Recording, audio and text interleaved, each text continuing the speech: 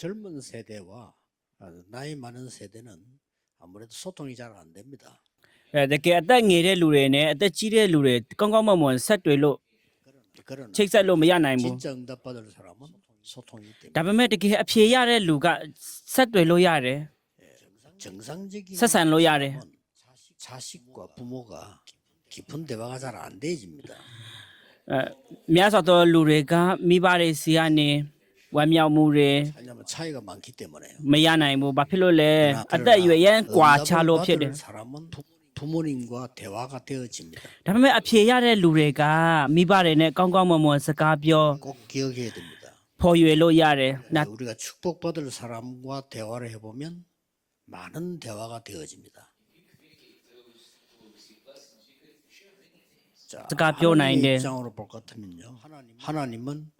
축복받을 사람에게 말씀을 ဒီ 주십니다. တိုင်းပဲဘုရားသခင်ဘက်ကစိုက်ကနေကြည့်မယ်ဆိုရင်လည်းဘုရားသခင်ကကောင်းကြီးရတဲ့လူတွေကိုနှုတ်ကပတ်တော်ပေးတယ် 미국의 우리 대학 집회는 여러 모임도 많이 있었습니다. အခုဒီတစ်ပတ်မှာအမေရိကမှာလုပ်တဲ့ဒီတက္ကသိုလ်တင်တန်းမှာလည်းများစွာသောစုဝေးမှုတွေကျွန်တော်တို့လုပ်ခဲ့တယ်အမှန်တမ်းအရေးကြီးတဲ့နှုတ်ကပတ်တော်ကိုပေးခဲ့တယ် 중요한 응답을 미국에 하실 때가 됐다. အမှအရေးကြီးတဲ့အဖြေကိုအမေရိကမှာဘုရားသခင်ကပေးနေတယ် 하나님이 아브라함에게 이렇게 ဘုရား 말씀하셨습니다. သခင်ကအာဗြဟံကိုဒီလိုမျိုးမိန့်မာခဲ့ပါတယ် 내가 행할 일을 너에게 먼저 알리지 않겠냐 이랬습니다. ကျွန်တော်လှုပ်ဆောင်မဲ့ငါလှုပ်ဆောင်မဲ့အရာကိုတင့်ကိုဥစွာဖော်ပြမယ်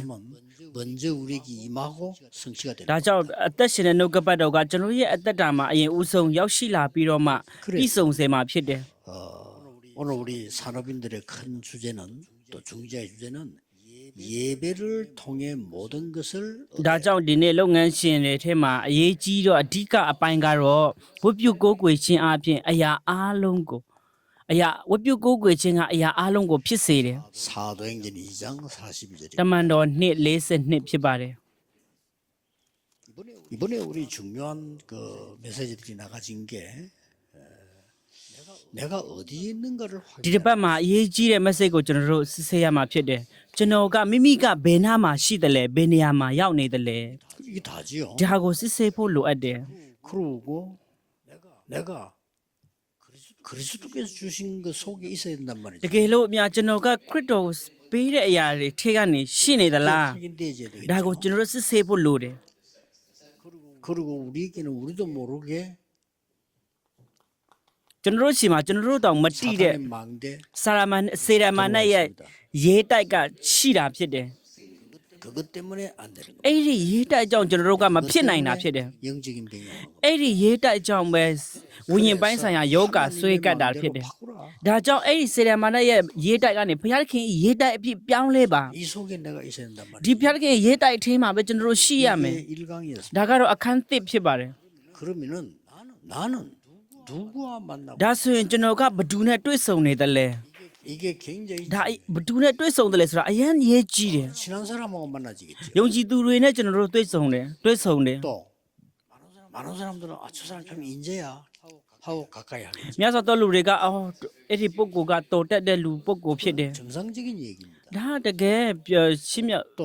뭐 ပြော 불신자도 တဲ့ 하는 겁니다. ပြောတဲ့စကားတမယုံကြည်သူလဲပြောရတယ် 제 말은 그 말이 아니고 성경 그 말이 ကျွန် 아니에요. တော်ပြောတဲ့စကားအဲ့ဒါမဟုတ်ဘူးတမန်ကျမ်းစာကပြောတဲ့စကားအဲ့ဒါမဟုတ်ဘူး 진짜 전도하는 사람이 여러분 옆에 있어야 되는 တ 거예요. ကယ်အေဝံဂေလိလှုပ်ဆောင်တဲ့လူကတင်းတို့ဘေးနားမှာရှိရမယ် 그 사람을 말하는 거예요. အဲ့ဒီလူကိုပြောတာဖြစ်တယ် 쉽게 말하면 လွယ်ကူစွာပြောရမယ်ဆိုရင်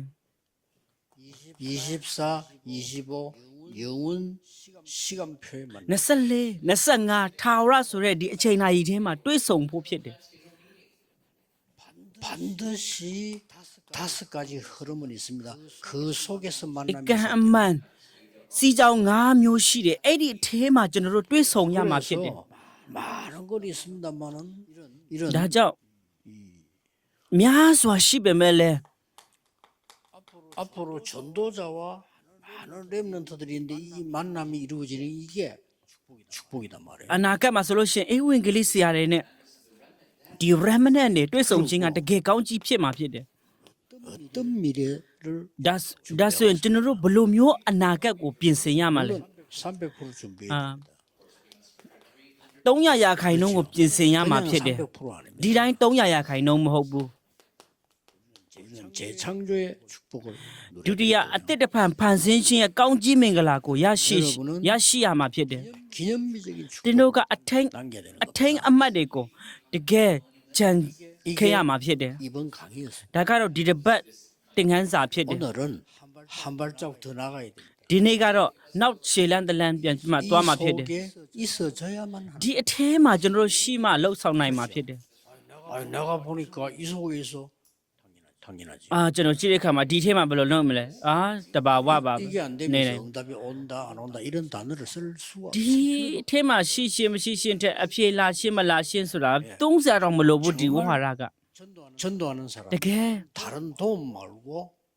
나하고 영적 소통이 돼서 날 찾아왔단 말이에요. 그게 진짜예요. တကယ်အိဝင်ကလေးလှုပ်တဲ့လူကကျွန်တော်မိမိရဲ့အသက်တာမှာလည်းအကူညီရတယ်လို့တခြားလူတွေနဲ့လည်းချိတ်ဆက်နိုင်တယ် 담에색을 통과하는 바울을 꺾은 거예요. ဘုရားသခင်ကဓမ္မတက်အဖြစ်ရှင်ဘောလို့ကို 이유는 단 하나입니다. ခေါ်တယ် 그 동네 အကြောင်းရင်းကပါလဲ 아나니아가 있기 때문에 အဲ့ဒီဓမ္မတက်မှာအာနာနိရှိလို့ဖြစ်တယ် 무슨 말인지 알겠죠? ဘာပြောချင်တာလဲနားလေလား 하나님께서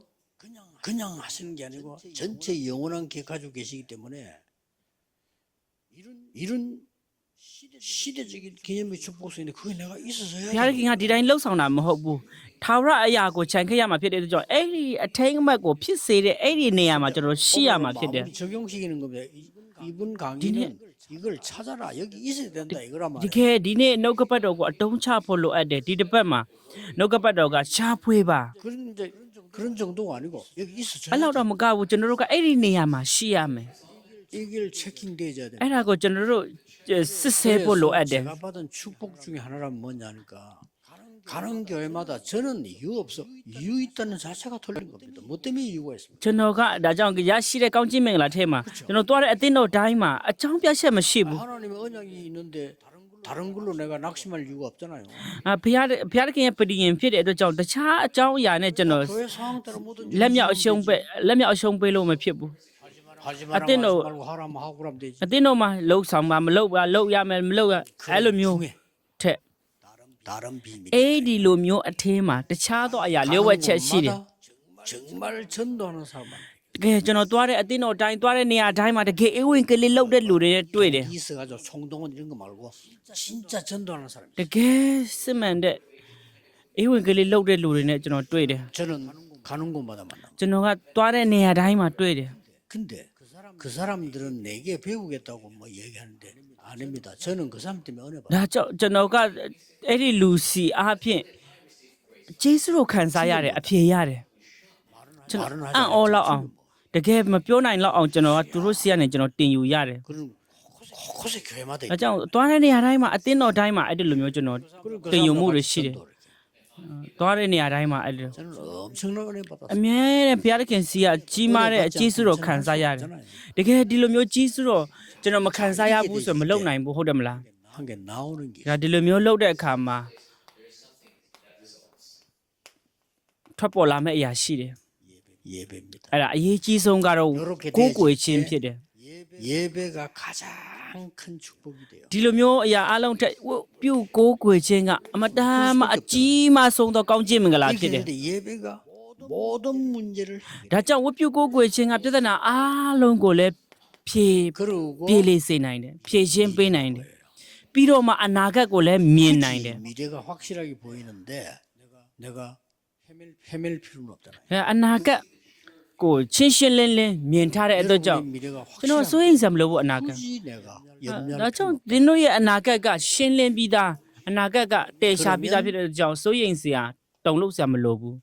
생각을 자, 소위. 맺게 봅시다. တမန်ကျမ်းစာအနေငယ်ကြည့်အောင် 사도행전 1장 တမန်တော်အခန်းကြီး1 1절 8절 때가 내 시. 그리스도의 마지막 ဒါ 강단 ကတော့ခရစ်တော်ရဲ့နောက်ဆုံးသော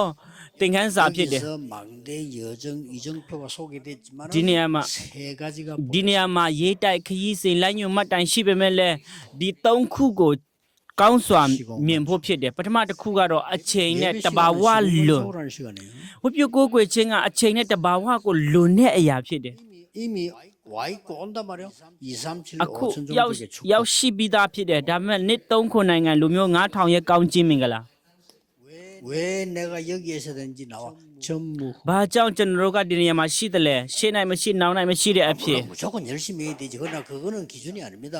전무. ဘယ်လောက်ဖြစ်ဖြစ်အကျိုးစားပြီးမှလှုပ်ဆောင်ရမှာဟုတ်တယ်မလဲအဲ့ဒါကစံတတ်မှတ်ချက်မဟုတ်ဘူးရှေ့နိုင်မရှိနောက်နိုင်မရှိတဲ့အဖြစ် 참여해서 해야 되겠죠. 그러나 그거는 기준이 아닙니다. 전무. ဘယ်နေရာဖြစ်ဖြစ်ကျွန်တော်တို့ကရှေ့နိုင်မရှိနောက်နိုင်မရှိတဲ့အဖြစ်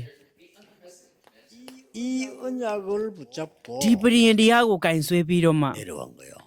ကျွန်တော်တို့ 여기서도 စီးဆင်းရမှာဖြစ်တယ် 세 가지를 အမှန်တော့ 초월하는 게 나옵니다. 17ကနေ14ဒီနေရာမှာလဲ3ခုကိုကြော်လွှားနိုင်ဖို့ဖြစ်တယ်ကြော်လွှားခြင်း 환경 초월. ပတ်ဝန်းကျင်အရှိအနေကိုကြော်လွှားခြင်းဒီပတ်ဝန်းကျင်အခြေအနေတွေကိုကျွန်တော်တို့မကြော်လွှားနိုင်ဘူးဆိုရင်တော့တည်နိုင်တယ်။ဘာကြောင့်လဲအယံပင်ပန်းတယ် 핍박 초월의 거지. ။ညင်ပန်းနှိပ်စက်ခြင်းကြော်လွှားရမယ်။ညင်ပန်းနှိပ်စက်ခြင်းရောက်လာရင်ဘယ်လိုလုပ်မလဲ 나의 한계를 초월. ။ကျွန်တော်တို့ရဲ့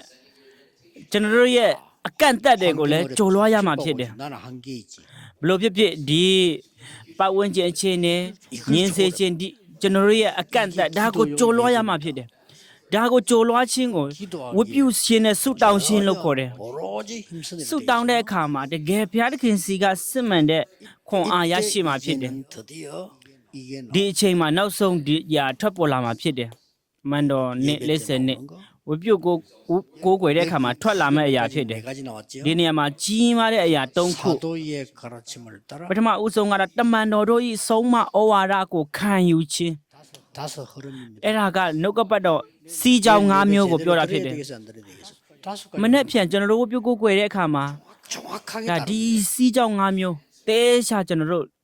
교제한 ဒီနောက်လိုက်ရမှာဖြစ်တယ်ပြီးတော့မှအပေါင်းတင်ဖွဲ့မယ် 만남의 축복. ဒါကတော့တွေ့ဆုံခြင်းကောင်းခြင်းမင်္ဂလာ 부모 받은 사람들은 사람을 평가하잖아요. 평가할 필요 없어요. 만남의 축복. တကယ်ကောင်းတွေ့ဆုံခြင်းကောင်းခြင်းမင်္ဂလာဖြစ်တယ်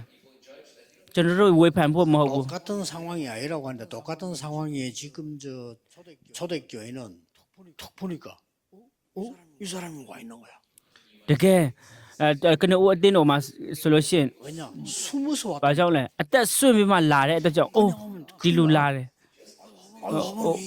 ဒီလူရောက်လာတယ်စသဖြင့်ဘာဖြစ်လို့လဲအသက်ဆွင့်မှရောက်လာတဲ့အတွက်ကြောင့်တကယ် 그 보는 눈이 어떻게? အဲ့ဒီလိုမျိုးဘယ်လိုလုပ်မလဲ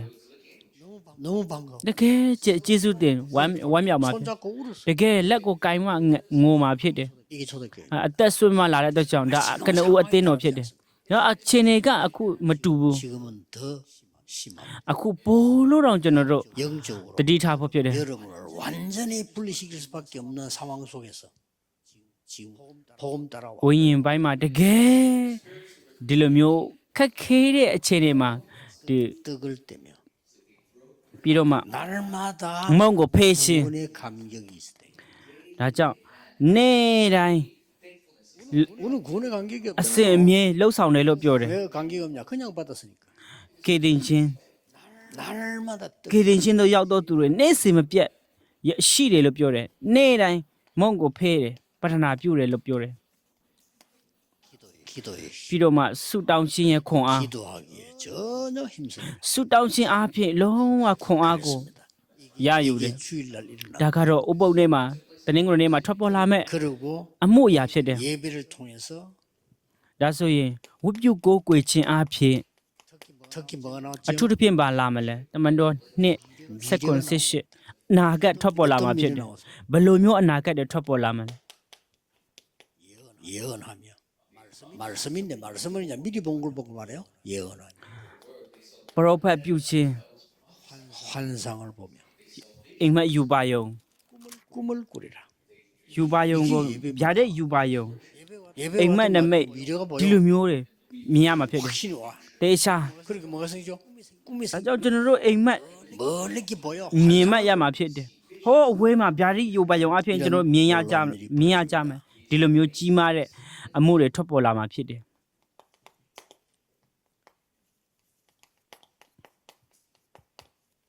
တမန်တော်နေ့46 49 날마다 성전에서 날마다 집에서. နေ့တိုင်းအိမ်၌၎င်းဗိမ္မာန်တော်၌၎င်း 집에서 이 말은 다른 사람에게도 필요하지만은요. အိမ်၌၎င်း ဘိမ့်မတော်နဲ့၎င်းဆိုတာ 성전에서 이랬더니 집에 ပြည့်စနာကနှုတ်ကပတ်တော်မှာနှုတ်ကပတ်တော်ဘိမ့်မတော်မှာပြည့်စုံတဲ့နှုတ်ကပတ်တော်ကအိမ်မှာလည်းပြည့်စုံတယ် မိမိရဲ့သားသမီးတွေကိုပုံမှာ 여러분 ပြည့်စုံတယ် 집에서 자녀들이 말씀을 들을 수 있는 게 중요합니다. အိမ်မှာမိမိရဲ့သားသမီးတွေစီမှာနှုတ်ကပတ်တော်ကိုဝင်ရောက်ဖို့နှုတ်ကပတ်တော်ရောက်ရှိဖို့အရန်ရေးကြီးတယ် 축복 중에 또 하나가 우리 어머니입니다. တကယ်မြောက်များစွာသောကောင်းကြီးမင်္ဂလာကျွန်တော်ရရှိတဲ့အထက်မှာကောင်းကြီးမင်္ဂလာကျွန်တော်ရဲ့အမေဖြစ်တယ် 말했다면은 တ 칭찬, ကယ်အမေရဲ့အကြီးစုကြောင့်ဖြစ်တယ် 말했다면은 도와줍니다. အဲ 그럼 항상 အမြဲတမ်းကျွန်တော်ယုံကြည်ခြင်းအဖြစ် 일부러가 아니고 그걸 우리가 느낀다. တကယ်ပါဇက်နဲ့မဟုတ်ဘူးအဲ့ဒါကိုကျွန်တော်ကိုယ်တိုင်ခံစားရတယ် 하는 거하고 느끼는 거는 달라요. တကယ်ပါဇက်နဲ့ပြောတာနဲ့ခံစားရတဲ့အရာနဲ့မတူ 내가 ဘူး 믿음이 없을 때라도 참 우리 어머니는 믿음이 좋다라고 그랬어요. ပြောချင်တာကကျွန်တော်တို့ရဲ့အမေကယုံကြည်ခြင်းမှာအားကြီးတယ်ကောင်းတယ်လို့ကျွန်တော်ခံ 믿음이 စား 없다 ရ 보니까 좀 어리석다 이런 느낌이다. တကယ်ယုံကြည်ခြင်းမရှိဘူးဆိုရင်တော့ 근데 그게 아니에요. 그게 그러니까 다 성취돼요. မာယွင်းတယ်လို့ခံ 집에서 ဒါကြောင့်ပြောချင်တာကယုံကြည်ခြင်းအပြင်အိမ်၌၎င်း 거의 사람들 သားသမီးတွေစီမှာ 응답၎င်း 못 받은 사람 공통점이 비슷합니다. တကယ်များစွာသောလူတွေကအဖြစ်မရတဲ့အတွက်ကြောင့်တကယ် 그래서 나는 모든 정보를 완전 정보를 언제 다 나면요. 구역 예배 때 우리 집에 구역 예배를 ကျွန်တော်တို့အိမ်မှာဒေသန္တရအနုတ်ကပတ်တော်ဝိပုကိုယ်ကိုယ်ရှင်လုပ်တယ် 그때 모든 불신앙의 정보를 다 얻자. အမှအကုန်လုံးမယုံကြည်ခြင်းနဲ့အားလုံးအမှ 내가 어릴 때 내가 그거 듣잖아요. ဆုံးတက်တယ်ကျွန်တော်ငယ်ငယ်တုန်းကအဲ့ဒါဖြစ်တာ 아마 다른 사람보다 내가 조금 더 예민했을지도 몰라. တခြားလူတွေထက်ကျွန်တော်အနည်းငယ် 왜냐 좀 잘했으니까. 다른 사람도 좀 빨리 배울 수 있다라고. ပြောချင်တာကကျွန်တော်ကိုမြင်နေရှင်တခြားလူတွေကမြန်မြန်ဆန်ဆန်တင်ယူလဲလာနိုင်တယ်လို့ကျွန်တော်ကိုမြင်တယ် 반드시 예배드리고 그 뒤에 나오는 게 본로예요. ဒါကြောင့်ပြောချင်တာကဝိပုကိုယ်ကိုယ်ရှင်ဒေသန္တရကိုယ်ကိုယ်ရှင်မှာတေးရှာလောက်ဆောင်မဲ့အဲ့ဒီနောက်မှာလာမဲ့အရာကိုမြင်ရမှာဖြစ်တယ် 그리고 어릴 때 그거 다 들었다니까요. တော့ငယ်ငယ်တုန်းကဒါတွေအားလုံးကိုကြားရမြင်ရတာဖြစ်တယ် 그나마 참 우리 부모가 우리 아버지는 믿음이 없고 우리 아버지는 또 칼이고 칼. ကျွန်တော်အဖေကဓာတ်နဲ့ဖြစ်တယ် 요만큼도 나쁜 짓을 안 했더니 그것도 문제예요. နည်းနည်းတော့မှအမားလို့မရဘူးဒီလောက်နည်းနည်းလေးမားလို့ရှိရင်တော့သူကြီးမာ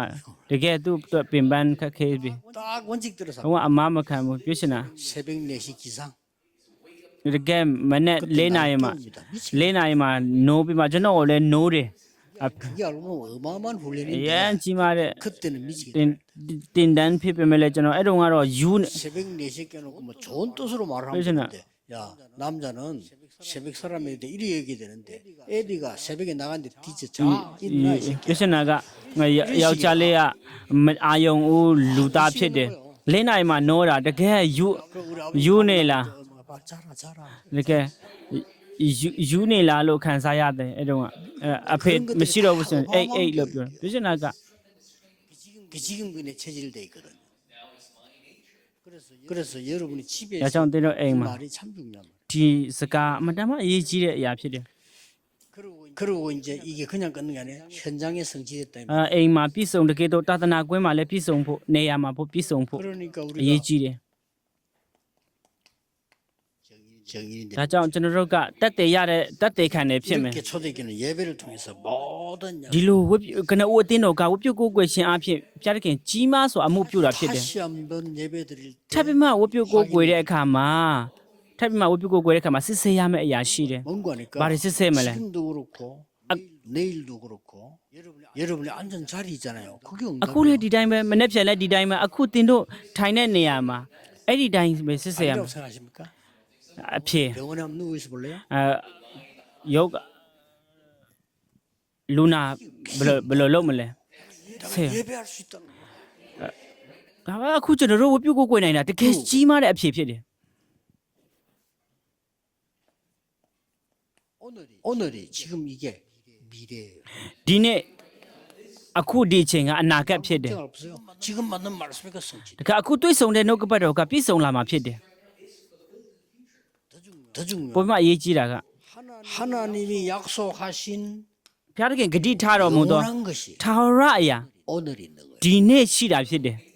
오늘 ဒီ 예배 နေ့ဝပြုတ်ကိုယ်ွယ်တဲ့အခါမှာ 이걸 사람들이 못 느껴. ဒါကိုလူတွေကမတိနိုင်ဘူး 영세전에 약속한 그리스도 약속이 오늘 지금 우리에게 ဟိုရှေ့ကကာလကရေကနေပေးထားတဲ့ခရစ်တော်ရဲ့ဂတိတော်ကဒီနေ့ကျွန်တော်တို့စီမှာရောက်ရှိလာပြီ 여기서 하나님 말씀이 오늘 지금 ရှေ့ကကာလကနေဝတ်ထားတဲ့ဘုရားကနှုတ်ကပတ်တော်ဟာဒီနေ့ဖွင့်ပြတယ်ပေါ်ပြတယ် 예배에서 놓지 말아야 돼. ဒါကတော့ဝတ်ပြုကိုယ်ွယ်တဲ့အခါမှာလက်မလွတ်ဖို့ပြောတာဖြစ်တယ် 그래서 자, 자. 내일은 여러분 မနေ့ပြန်သင်တို့ 금토일과 연결시킨 기도하는 마음으로 ဒီနေ့သာလုံးမှာ 많은 힘을 얻어요. များစွာသောခွန်အားကိုယူရမှာဖြစ်တယ် 눈에 안 보이는 망대가 만들어진다라고 생각합니다. မျက်စိနဲ့မမြင်ရတဲ့ရေးတိုက်ကိုတိဆောက်ရမယ် 우리 어려움 가운데에서도 기도하고 있으면 40년 미디안에서 고통당하는 모세에게는 망대가 만들어지는 시간. တကယ်သင်တို့ရဲ့အသက်တာမှာတကယ်ခက်ခဲတဲ့အခါမှာဘုရားခင်ရေးတိုက်ကိုတိဆောက်မယ်ဆိုရင်အနှစ်40လုံးမှာမိတဲ့တော့မှာ 크게 망대가 만들어지는 시간. ဒုက္ခခံရတဲ့မောရှေကိုကြည်ပါဒါကြောင့်ကျွန်တော်တို့ဒီလိုခက်ခဲတဲ့အခါမှာဘုရားခင်ရေးတိုက်ကိုတိဆောက်ဖို့ဖြစ်တယ် 다른 주의 어려움이 있습니다. 그걸 여러분 견디는 언약 속에 있다는 거는 망대가 만들어지는 시간. တကယ်အမေရိကမှာဗရီရင်တရားပြည့်စုံဖို့ရေးတိုက်ကိုတိဆောက်ဖို့လိုအပ်တယ် 그렇다면 여러분이 은혜 받으면 미국에 살고 있는 것이 들어- 가장 큰 사명이 되고 သူ 축복. တို့ရေးတိုက်တိဆောက်ပြလို့ကြီးစုကိုခံစားရတယ်ဆိုရင်တော့အမေရိကကိုလည်းကဲတင်နိုင်တယ် 가만히 있는데 2, 3, 7, 5천 정도 온다니까. ဘာကြောင့်လဲဒီလိုမျိုးအဖြေရလို့ဆိုရင်တိတ်တိတ်ဆိတ်ဆိတ်နဲ့လည်းနှစ်သုံးခုနဲ့လိုမျိုး9000အဖြေရောက်ရှိလာမှာဖြစ်တယ်အဲ့ထက်ကြီးမားတဲ့အဖြေမရှိတော့ဘူးဟုတ်တယ်မလား 속에 딱 있으면 진짜가 여러분의 ဒီထဲမှာကျွန်တော်တို့ရှိမယ်ဆိုရင်စစ်မှန်တဲ့အဖြေကကျွန်တော်တို့ရှိမှရောက်ရှိလာမယ် 근데 그 진짜를 누군지 များစွာသောလူတွေကအတုတွေဖြစ်တဲ့အတွက်ကြောင့်တကယ်စစ်မှန်တဲ့အရာကိုမတိနိုင်ကြဘူး 뭐 나는 사람이 뭐 배신했다 전혀 시험 들지 않습니다. 왜냐 당연한 거이겠어요. ကျွန်တော်လူတွေရဲ့စကားအဖြစ်လုံးဝစုံစမ်းရှင်းကိုမခံဘူး 사람이 그런 사람인데 당연한 거지. လူတွေကအဲ့လိုမျိုးပြောကြမှာပဲပြောကြမှာပဲတဘာဝပဲလေ 또 그거 통해 하나님 계기로 ဘယ်လိုကသူအဲ့ဒီအထက်ကနေဘုရားသခင်ရဲ့အကြံစီရှိတယ်ဆို 가론 유다가 예수님을 배신했지만 그 하나님 계기로 ပြော 됐잖아. ချင်တာကယူဒာရှာကရုကသခင်ယေရှုခရစ်တော်ရောင်းစားတယ်ဒါပေမဲ့လည်းအဲ့ဒီထဲမှာဘုရားသခင်ရဲ့အကြံစီရှိတယ်မလား 말 잘못해가지고 부산에 한번 사건 생겼잖아요. ဘူဆန်မှာလည်းဒီတိုင်းပဲ 부산에 그 김광일 장로라고 있었는데 그분이 이제 부장 판사를 지내고 변호사를 하는 사람인데 ဘူဆန်မှာကွမ်စရဲ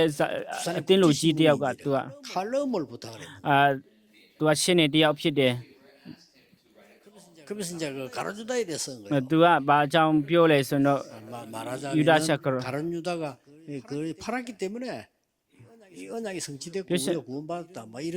어떤 သူ 표현 ကတော့ဘလို့ရေးသားလဲဆိုယူဒအကြောင်းယူဒကရောင်းပေးလိုက်လို့ကေတင်ရှင်းအမှုပြည့်စုံတယ်ကျွန်တော်တို့ကေတင်ရှင်းရတယ်အဲ့ဒီရှူတောင်းကနေ 그 누가 교회는 ရေးတာဖြစ်တယ်ပြီးတော့အဲ့ဒီအတင်းတော်မှာတိုက်ခိုက်ကြတယ် 김광일 장로의 대적이 될 만하니까